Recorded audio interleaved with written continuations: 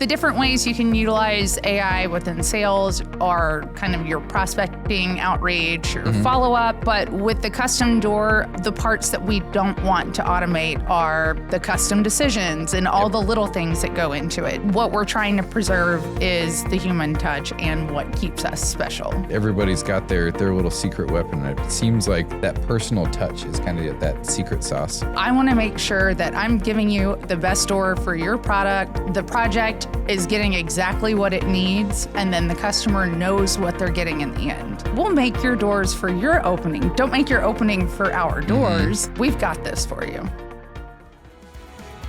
Welcome to the Paradigm Industry Insiders podcast, where real people share real stories about what's happening with doors, windows, millwork, and life. I'm John Wheeler, and along with my co-hosts, we sit down with your peers who are moving our industry forward. These are honest conversations packed with practical insights and lessons you can take and bring value to your team. Here's today's conversation. Welcome to the Paradigm Industry Insiders podcast, where we talk about stories about the people, the products, the technology in the door and window industry. Today, I'm joined by Autumn from Panoramic Doors. You want to introduce yourself and what you do? Yeah, I am Autumn Whisenhunt. I work with Panoramic Doors as their sales manager. We are a small luxury door manufacturer out of Fort Worth, Texas. Awesome. And I'm glad I didn't pronounce your last name because I would have said it wrong. Earlier this year, the first time that we talked, it was over a Zoom call, and we talked about data insights, tracking metrics, and augmenting what you're currently doing with some dashboards and things. Tell me about why, what was behind that? What were you looking to learn? I think the main takeaways I was looking at from that were really to map out all of our quotes and orders across the country. And that's because we're direct to consumer. So I don't have a dealer network that I can reach out to. I can't see that, my Northeast dealers are doing great while my Southeast dealers are doing terrible. So having that insight and being able to see on a map where the hot spots are and where we need to look at more market saturation was kind of what we were headed for. It's bananas to me. You sell the products in the industry. If you think of scary products, it's like high-end wood windows and large patio doors are like the scary things. And instead of going through, a professional, or a dealer network of things, you go direct to consumer. I've seen things on YouTube and stuff for Panoramic. Tell me about the challenges of going direct to consumer. Well, like you said, it's a bigger purchase. So trying to explain to someone that our doors and the doors you're looking at Home Depot might look the same, but they're not. And then trying to kind of educate someone on a consumer level about efficiencies within windows and building and getting way into the weeds with the customer, really trying to just keep that control of it. Because your business model is direct to consumer, you think about it's the most complex product, and you're going e-commerce with it. Talk about the reason that you do that, but also some of the challenges that come along with it, educating the customer and things. Yeah. The reason we do it is just for more control overall. When you're using a dealer network, I can give them literature. We can try to educate them as much as possible. But at the end of the day, they're not waking up every morning and thinking Panoramic Doors. They might be thinking, 10 different door choices. So I want to make sure that I'm giving you the best door for your product. The project is getting exactly what it needs, and then the customer knows what they're getting in the end. It's interesting because I watch a lot of YouTube, and for a while there was a bunch of panoramic door things popping up, but it made me want to buy one because there's a lady on there, and it has nothing to do with all these crazy intricate things. She's just like, I love this. I have this lake out in the backyard, and I can open this door and walk in and out, and then watch this. And she flips some things, and the whole wall opens up. And I'm like, I want to buy one of those. How did you create? Whose idea was it to just do kind of customer testimonial things? We started as a smaller company. We started in California and kind of grew organically. It's the reason we really never looked into dealer markets. We stayed, small as long as possible. And then when we grew with individual sales representatives in each territory just to maintain that control and the brand continuity across our expansion, really.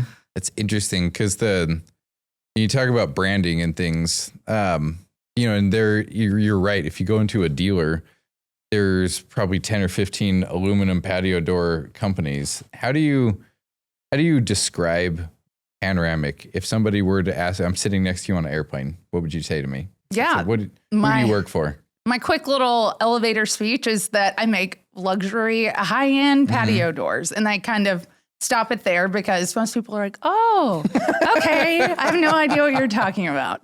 So if you know a little more about that, I'll say, those walls that they completely disappear. That's what we do in a really cool way. That's crazy because you're just storytelling. Yeah. And it's funny. You're better at it than I am because I'll be like, let me tell you everything about this door and window industry right now. And you're stuck next to me for the next 3 hours. I mean, that's the thing we've learned kind of staying direct to consumer is what do you need to know? I have all the details and I can just dump them all over you. And sometimes that's too much. So let's see where I can meet you where you're at. So interesting. It's fun. We had the guy named Tim Mush on, and he's been in the renovation space for doors and windows for a long time. And he said the same thing, like meet the people where they're at. So from a homeowner, I might not give a hoot what the energy efficiency is or anything like that, or like even the serviceability, like should just work. And it's my assumption. What about like servicing the customer? It's blowing my mind that you go to market like direct to consumer, and I want to talk about that also, but like, how do you tell the customer that like, we got you, even though they might not have like a panoramic store they're going to walk into? So your doors are going to be shipped directly from our factory. You're going to talk to our one and only customer service person to verify your shipping address. If you call in, you can call your same sales rep and they will work with the same service rep every time. We are small, so we have a meeting every morning. If there's a service case that comes up, everyone in the company knows kind of what's going on. And I think that's something that can't be replaced. If you're going with a dealer, you do kind of become just one on a list. What do you see, I guess, the future of the industry as a whole? If you think of large manufacturers or like regional manufacturers that are selling to a dealer network, do you think that they start to shift and everyone starts to sell direct? I think if they're smart, it's hard to say because everyone's gone to the market in a different way. But people who've really tried to protect their brand, I think really the only way that you can do that is to stay direct. It's interesting because you keep mentioning branding, and I think that really is if I were to lay out the cards and I wanted to control the message for my product and that's going direct is kind of the only way to do that. Are there any plans to partner up with like an Amazon or a Wayfair or anyone like that? I think if we were at a lower price point, that might be something that would be a little bit more attractive. But because of how custom we are, we're not just a stock size for anyone. I don't see that fitting our business model unless we decided to become a little less custom. And I don't think that's what anyone wants. How custom is each one of the orders? Because I know, for my house specifically, I have two 5050 windows with a 16-inch piece of wall in between them. So I'm not going to have some stock off the shelf size. Is it a lot of that you're getting into, or is it? We kind of get a mix. You'll have people that are like, here's my plans. I have a 12x8 opening. We get that all of the time. Or you'll get someone like yourself. This is my renovation. I have these current windows. So I guess we're looking for a 12x8. And I think that's where we really shine and saying, we'll make your doors for your opening. Don't make your opening for our doors. We've got this for you. Got it. And that goes back, it's talking about the story for the customer and like, don't worry about it. We got you. We're going to treat it. NFL players and door companies, right? Don't often go together. Doors are a little bit cooler than football. Just kidding, everybody. I saw somewhere that Delaney Walker, former professional football player, was a customer of Panoramic, and he had some sort of like an event space. Tell me about that. Like, how did it start? Was it like someone got a quote in and they're like, hey, I recognize like Delaney Walker, like, holy smokes. Like, tell me about how that came about. So it came about in a couple different avenues, really. We started working with a company called 1845 Barndominiums. They were building Delaney's project. So they reached out and said, hey, we're doing a barndominium, but we want to do something that's a little more luxury, a little more upscale. We don't want it to feel like a barn at the end of the day. And like I said, we sell luxury patio doors. So that's how we got connected. And then, NFL, NBA, these boys are typically a little bit bigger. So we go up to 10 feet tall. We can work with what they need. We've got a couple of cool projects. We have the one that you mentioned with Delaney. We had done one with Shaq in the past that I really loved. He's also not tiny. Yeah, not tiny at all. So we've got a couple more coming up. I mean, those are easy to put on Instagram or social media. Everyone's going to recognize them. I'm just picturing Shaq walking through a pivot door and like, it would have to be massive. It would have to like the part that you can actually walk through would have to be like 3.6 minimum. So that means the door is like 5 feet wide. I think with him, we're more looking for height than anything. I've only met that dude once and I was like, how is this? But it doesn't look humanly possible. What about, what's on the kind of the future? Would you ever, I don't know, minimize the human involvement in your sales process and set up some things? We talk with a lot of people about AI. So maybe start with what your plans are for that. I think the different ways you can utilize AI within sales are kind of your prospecting outreach, your follow-up. But with the custom door, the parts that we don't want to automate are the custom decisions and all the little things that go into it. So while my first email to you might be automated of just, hey, look at this, what we've got. Do you want to book a time with me? My second one is going to be me getting into the weeds. Let's talk about your project. So I don't see that part of it ever going away.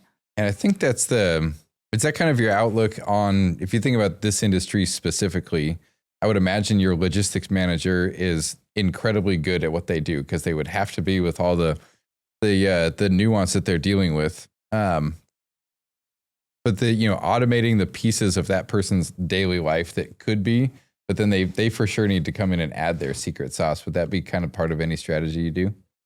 I'm never against finding ways to automate things and dial up the efficiency. If we could take out some of that more low-hanging fruit and let him have more bandwidth to do better shipping prices or quicker delivery routes or find efficiencies there, then we would always be open to it. But I think what we're trying to preserve is the human touch and what keeps us special. I was just going to say, the keeping you special part is usually, everybody's got their little secret weapon. It seems like that personal touch is kind of that secret sauce.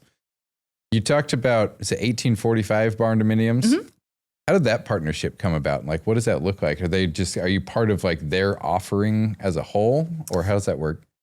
Well, I wish we were. I would love to be in all of their barndominium builds. They were just kind of looking for something to elevate their projects as well. And we were a really great fit. There's a couple things about our system in particular that are unique.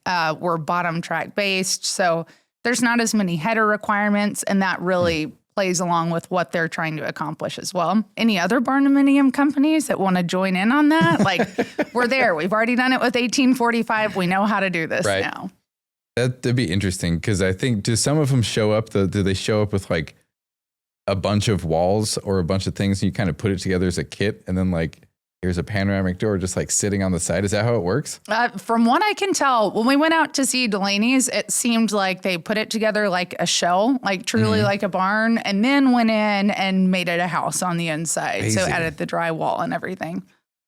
Funny. It makes me, I don't have I live in California and like we don't have a backyard really, but it makes me want to just like see what that's all about. I think I got to start with those two 5050 windows. So I would imagine your team's pretty tight knit, and there's a certain aspect of the industry where people it's the relationships and the partnerships and things that exist in the industry, I think is special. What would you say to somebody that, graduates high school or college and they're looking for something different to do to come work for Panoramic? For someone to come work for us, I would say I didn't know that Panoramic Doors existed before I started there. So just always be open to anything. Now around the office, I am known for my glass knowledge. I really geeked out on all of the glass knowledge. And that is something I had no prior knowledge. I didn't care about glass at all before. Yeah. So I think just always staying open to finding new passions, seeing what interests you, and knowing that the most random jobs are often the most fun ones.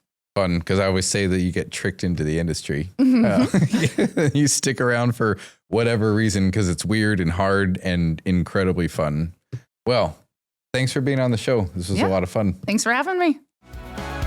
Thanks for joining us on the Paradigm Industry Insiders podcast. If you enjoyed today's conversation, be sure to subscribe on your favorite podcast platforms and follow Paradigm on LinkedIn and YouTube to catch more stories, insights, and ideas from your peers across our industry. See y'all.